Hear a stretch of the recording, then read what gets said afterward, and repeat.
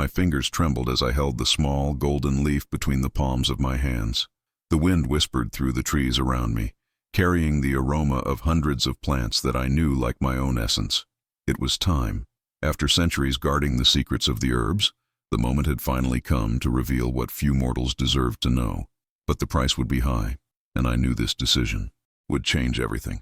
The village was dying slowly, and I was the only one who could save it.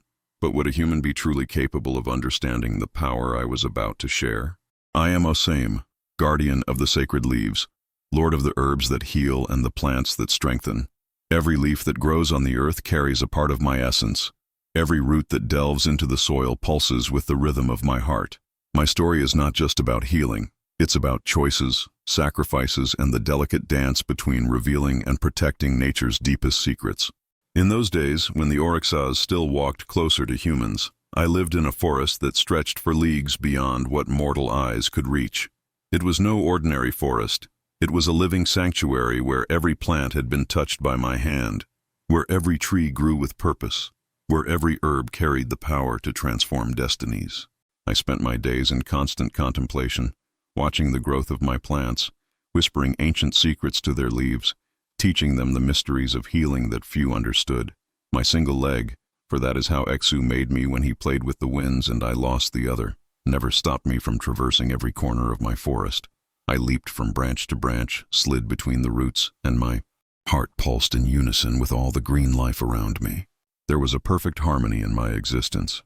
Every morning I awoke with the first ray of sun filtering through the leaves, and every night I fell asleep cradled by the whisper of the plants sharing their secrets with one another. I was complete, I was powerful, I was necessary, but I was also lonely in a way that few would understand. The other Oryxas visited me occasionally. Oxala came seeking herbs for his purification rituals. Yamanja needed special algae for her works with the waters. Ogum required plants to strengthen his tools.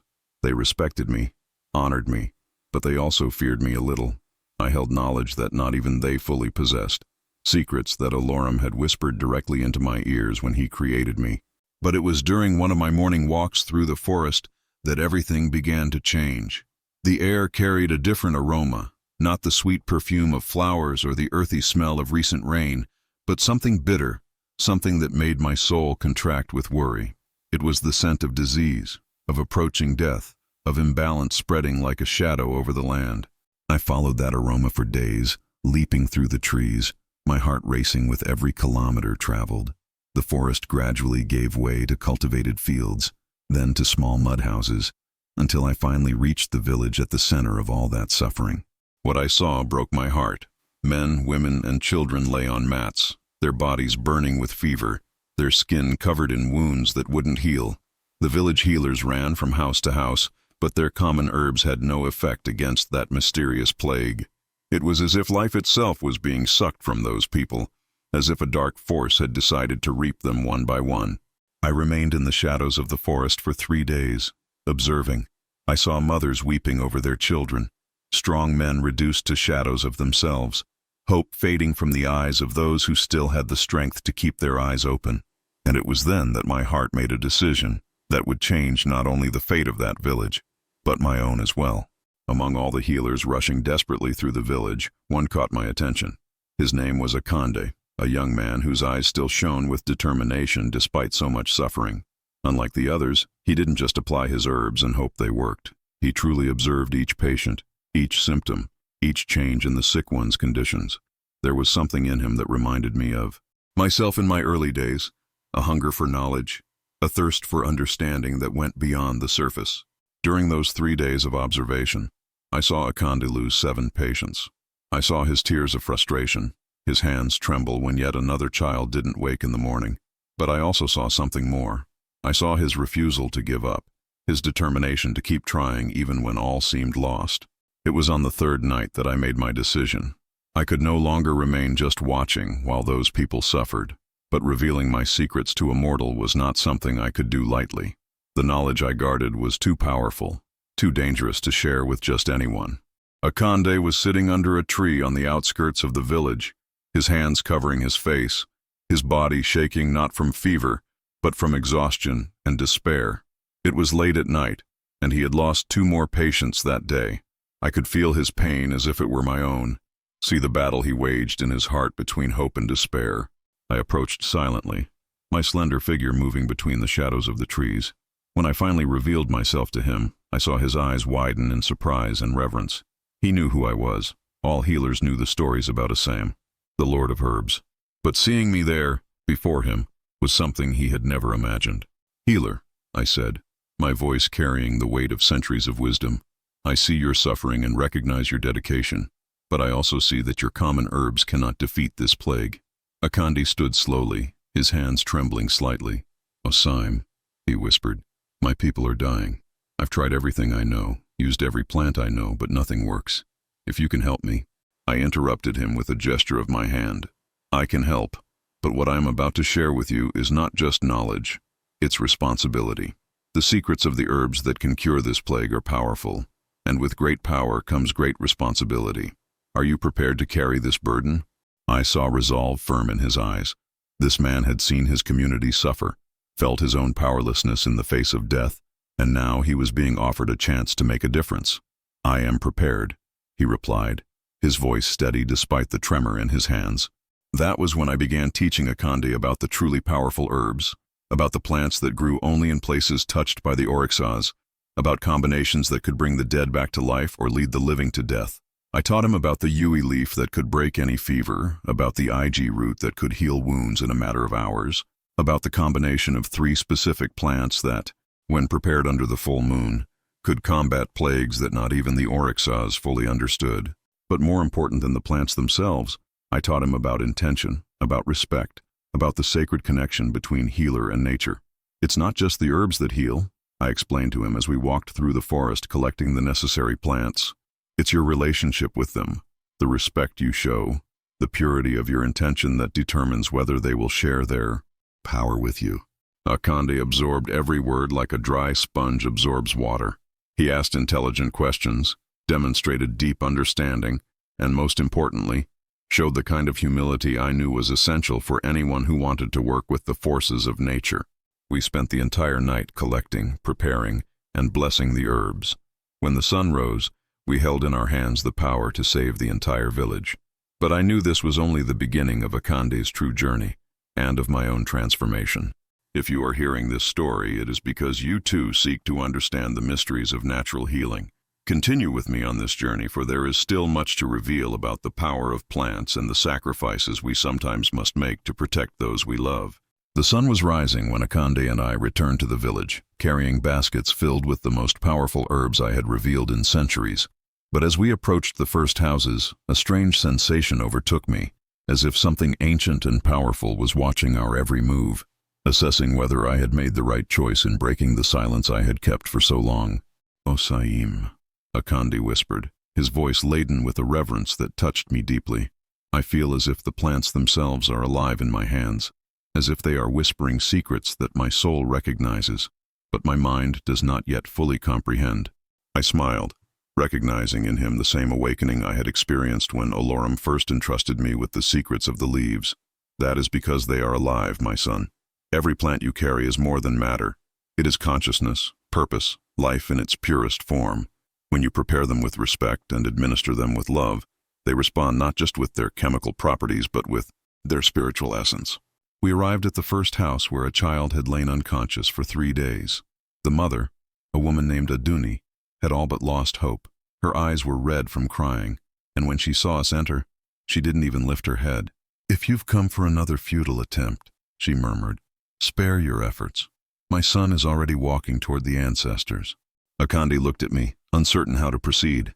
It was the first real test of the knowledge I had shared with him. "Remember," I whispered, "it's not just about the herbs. It's about connection, about intention, about allowing the healing to flow through you like a river flows through its bed." I watched Akandi take a deep breath, centering himself as I had taught him. He approached the child, placed his hands on the boy's feverish forehead, and for a moment, the entire air in the house seemed charged with an energy I recognized as the very essence of healing manifesting. "Aduni," Akandi said with a voice that was no longer just his own, but carried echoes of ancestral wisdom. "Your son is not walking toward the ancestors. He is merely lost between worlds, and we will bring him back."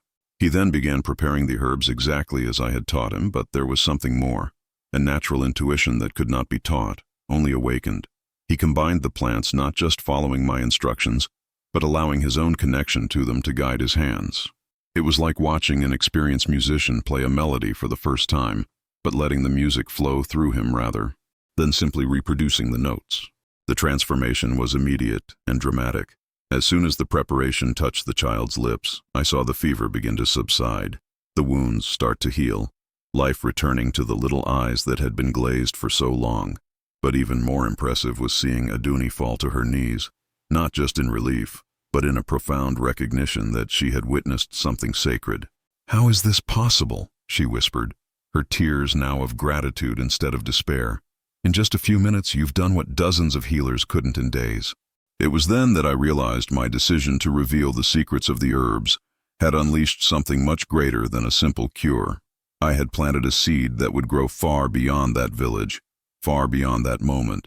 Akande was not just a healer learning new techniques. He was becoming a channel through which the very essence of healing could manifest in the world. We spent the entire day going from house to house, and with each healed patient, I saw Akande grow not just in knowledge, but in spiritual understanding. He began to see patterns I hadn't explicitly taught him, to intuit combinations of plants I hadn't even considered, to develop a sensitivity to each person's specific needs that went far beyond physical symptoms. But it was at the end of the day, as we healed the last patients, that we faced our greatest challenge. An old healer named Iya Agba, respected in the village for decades, confronted us with eyes full of suspicion and, I perceived, envy. "Akande," she said, her voice cutting like a blade, "where does this sudden power come from? Yesterday you were just another apprentice struggling with common herbs, and today you heal with a touch. What kind of pact have you made? What dark spirit is working through you?" I felt the tension settle in the air. Iya Agba was a powerful woman in the community, and her words carried weight. If she managed to convince people that there was something sinister in our healing, everything could turn to tragedy. Akande, however, surprised me with his response. Instead of defending or explaining himself, he simply approached Iya Agba and said, "Aunt, you have dedicated your life to healing our people.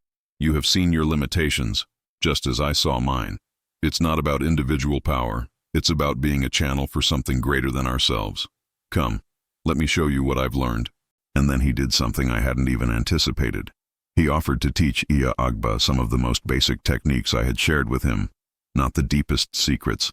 He intuitively understood that wasn't appropriate, but enough for her to see that there was nothing dark or dangerous in our work.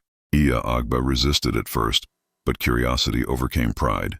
When she saw one of her own preparations become 10 times more effective simply by adding a small amount of an herb she had always ignored, her eyes filled not with envy, but with wonder. "Forgive my distrust," she said finally. "It's just that in all my years as a healer I've never seen anything like this. It's as if the plants themselves are responding to a call I couldn't hear." "We can all hear that call," Akande replied, and I realized he had grasped something fundamental that I hadn't even expressed clearly. It's a matter of learning to listen with the heart instead of just the mind. That night, when the village was finally free of the plague and people celebrated in the streets, I withdrew to the forest to reflect on what had happened. In a single day, I had seen a man transform from an ordinary healer into a true channel of healing, had witnessed the healing not just of bodies but of spirits, and had planted seeds of knowledge that would spread far beyond that small community. But I also felt something else. A change in myself. For centuries I had guarded my secrets, sharing them only occasionally and always with great reluctance. Now, for the first time, I had experienced the joy of seeing my knowledge bloom in another person, of seeing the gifts Alorum had given me multiply through another being. It was as if a part of me that had been dormant for so long had finally awakened. I understood that my role was not just to guard the secrets of the herbs, but also to know when and how to share them. I was not only the protector of knowledge, but also its disseminator when the moment and the right person presented themselves. Akande came to find me in the forest when the moon was already high in the sky. He brought with him not just gratitude, but questions, many questions. And for the first time in centuries, I felt truly eager to answer them. "Osaim," he said, "today I learned more than in all my years of study, but I also realized how much I still don't know. You taught me to heal bodies, but I sense there is much more, something about healing souls, about healing the earth itself, about healing the connection between all living beings. I smiled, recognizing in his words the echo of my own journey of discovery. You are right, my son. What you learned today is only the beginning. There are layers of knowledge that take a lifetime to master, and some that can only be understood through direct experience. Then will you continue teaching me? The question hung in the air between us like a leaf carried by the wind. I knew my answer would determine not only Akandi's future, but my own as well. Was I willing to fully open the gates of my knowledge? Was I prepared to have a true disciple for the first time in my entire existence? I looked at him, this man who had demonstrated not just competence, but wisdom, humility, and an intuitive understanding of the sacred, and felt my heart make a decision that would change everything. The answer I was about to give would define the next chapter of this story, both his and mine, and I knew there would be no turning back. Yes, I finally replied, feeling the weight and joy of that decision echoing through the entire forest. I will continue teaching you, Akande, but you must understand that the path ahead will not just be about learning new herbs or more powerful techniques. It will be about transforming yourself completely, about becoming a bridge between the world of spirits and the world of humans. I saw his eyes shine with a mix of excitement and reverence. I am ready for whatever transformation is necessary, Master. Do not call me Master, I said, placing my hand on his shoulder. We are walkers on the same journey, just at different points on the path. You teach me as much as I teach you. And so began the most intense and transformative phase of our lives. Over the months that followed, Akande became not just my disciple, but my companion in discoveries. Together we explored the most secret corners of my forest, where plants grew that I had kept only for myself for centuries. I taught him about the herbs of transcendence, those that allowed the healer to see beyond the physical, to understand the spiritual causes of diseases, to connect directly with the vital essence of each patient. I showed him the plants of communication, which opened channels between the world of the living and the world of the ancestors, allowing ancient wisdom to flow through generations. But most important of all, I taught him about the herbs of responsibility, those that brought not just power, but the ability to carry that power with wisdom and humility. Remember always, I said as we gathered these special plants, the greater your power to heal, the greater your responsibility not to cause harm. There are herbs that can resurrect the dead, but also herbs that can destroy the soul. The difference lies not in the plants, but in who uses them and how they use them. Akande absorbed everything with a spiritual hunger that reminded me of myself in my early days. But there was something in him that I had never possessed, a natural ability to connect with people, to make them feel safe and understood even in their most vulnerable moments. It was during the third month of our studies that we faced our greatest challenge. A delegation of healers from neighboring villages arrived, led by a powerful man named Babalawo Ifatunde. They had heard of the miraculous healings happening in our village and came to investigate. Akande, Ifatunde said when we met in the central square of the village, the stories we've heard are impossible to believe. They say you heal incurable plagues, resurrect the dead, possess powers that not even the great Babalios have. Is this true? I felt the tension in the air. Ifatunde was no ordinary healer. He was a man of great political and spiritual power, and his approval or disapproval could determine whether our work would be accepted or rejected by an entire region. Akande, however, responded with the wisdom he had developed over our months together.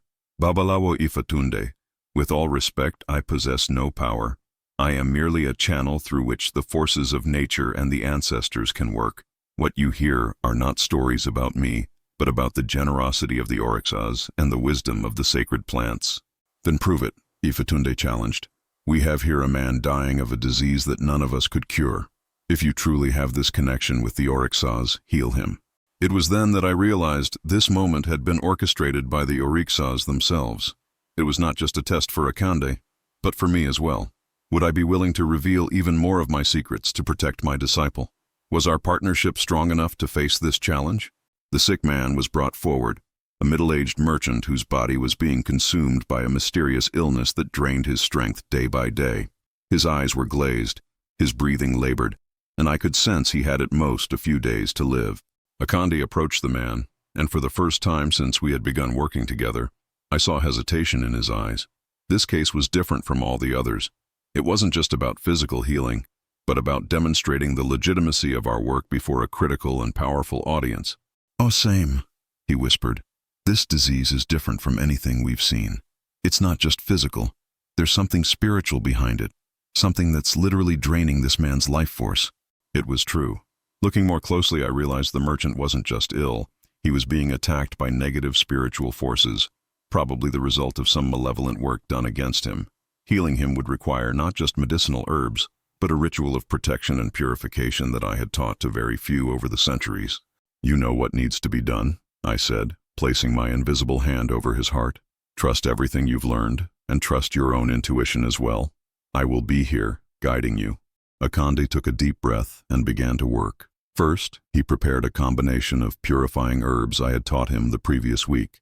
Then, he began chanting songs he had learned not from me, but from his own connection to the ancestors. It was like watching a symphony being composed in real time, each movement, each word, each gesture flowing naturally from the previous one. But the most impressive part was when he began dialoguing directly with the spiritual forces attacking the merchant. "Spirits of negativity," he said with an authority I didn't even know he possessed. "This man does not belong to you. You have no right over his life. In the name of Oseam, Lord of the Herbs, in the name of Olorum, Creator of all things, I command you to depart and return to where you belong." What happened next was something I had never witnessed before. The plants themselves around the square began to glow with a soft light, as if responding to Akande's call. The air filled with a sweet and powerful aroma, and I could see with my spiritual eyes the negative forces being literally expelled from the merchant's body. In a matter of minutes, the man opened his eyes, breathed deeply, and sat up with a strength he hadn't shown in months. "What happened?" he asked, looking around in confusion. "I feel renewed, as if I've been born again." The silence that followed was profound and meaningful. Ifatunde and the other healers looked at Akande with a mixture of admiration, respect, and, I must admit, a little fear. They had witnessed something that went far beyond traditional medicine. They had seen the pure power of spiritual connection manifesting through a human being. "Akande," Ifatunde said finally, his voice laden with new reverence, "I ask forgiveness for doubting you. It is evident that you possess a connection with the Oryxas that few of us can comprehend. Would it be possible for you to share some of your knowledge with us?" And it was in that moment that I fully understood the magnitude of what had happened. By teaching Akande, I had not just created an exceptional healer, I had planted the seed of a new form of healing that would spread throughout the region. My secrets, guarded for centuries, would now begin to flourish through dozens, perhaps hundreds of people. Akande looked at me, seeking guidance, and I nodded. "Of course," he said, "but remember, this knowledge comes with great responsibility. It's not just about techniques or formulas. It's about transforming yourself into a pure channel through which healing can flow." In the months that followed, our small village became a center of learning. Healers came from far away to learn from us, and each one took away not just new techniques, but a new understanding of what it truly meant to heal. Akande became not just my disciple, but my partner in a greater mission. Together, we established healing schools in various villages, created a network of healers connected not just by knowledge, but by a common philosophy of service and compassion. But perhaps the greatest transformation was my own. For centuries, I had been the solitary guardian of the secrets of the herbs. Now I was part of a community, a teacher who was constantly learning, an Oryxa who had discovered the joy of seeing his knowledge multiplied through other people. One night, as we walked through the forest after a particularly intense day of teachings, Akande asked me a question that touched me deeply. "Oseam," he said, "have you ever regretted sharing your secrets? Don't you feel you've lost something by dividing knowledge that was yours alone?" I stopped walking and looked at him, then at the forest around us. A forest that was now more alive than ever, pulsing with the energy of dozens of healers who had learned to truly connect with the plants. "Akande," I replied, "I learned something that took centuries to understand. Knowledge does not diminish when shared. It multiplies. Every person who learns to heal with true compassion is not taking something from me. They are adding something to the world. My secrets were not really mine to guard. They were gifts from Olorum meant to be shared when the right moment came. And now our true work is just beginning. Every healer we train will train others. Every healed person will become a testament to the power of true healing. Every village we transform will become an example for other villages. We have planted a seed that will grow far beyond what we can imagine. That night, as I lay under the stars, I reflected on the entire journey that had led me there. I had begun as a solitary Oryxa, jealous guardian of ancient secrets. Now I was part of something much greater, a network of healing that spread like the roots of a gigantic tree, connecting people, communities, and traditions in a way that had never existed before. The legacy we would leave would not just be about plants that cure diseases, but about a new way of seeing healing as an act of love, of connection, of service to others. It would be about healers who understood that their role was not just to treat symptoms, but to restore harmony between body, mind, and spirit. And so, the story of Oseam's healing became not just my story, but the story of all those who choose to dedicate their lives to alleviating the suffering of others. Each of you who seeks to understand the mysteries of natural healing, each who dedicates themselves to learning about the sacred plants, each who uses this knowledge to serve others, all of you are continuations of this story. Because true healing doesn't happen just when a disease is cured, but when a person discovers their own capacity to be a channel of healing for others. And that, my children, is a power that everyone possesses, waiting only to be awakened. May this story inspire you to seek not just the knowledge of herbs, but the wisdom to use them with love. May you find in your own journeys the same joy I found in discovering that sharing our gifts multiplies them infinitely.